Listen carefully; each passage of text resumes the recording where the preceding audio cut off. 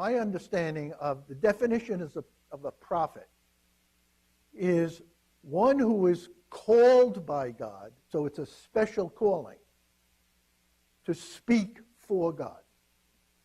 So it's a special calling of an individual, and that person then becomes the vehicle through which God speaks. It's whatever the inspiration was. I mean, we can't understand that. Right. That's right. He did. That's exactly what. But don't forget, when you're dealing with the scriptures, you're dealing with the necessity to use human concepts. Okay? So obviously the way they would communicate that was precisely to say, God told me, all right, X, Y, and Z. What I'd like to point out to you, if you can go to the book of Isaiah, chapter 5, okay? If you read chapter 5 of Isaiah, it's the perfect example. It's about the vineyard of God. And the first part of it, the prophet is speaking.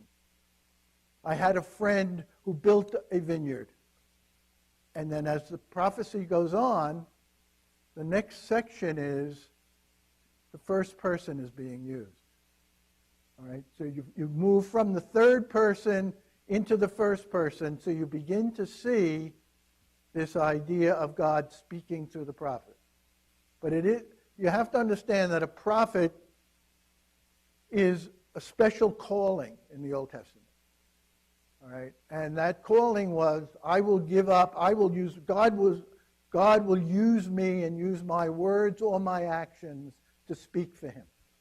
No, because obviously you have to be careful in terms of understanding that God did not dictate every word to the people who wrote in the Old Testament.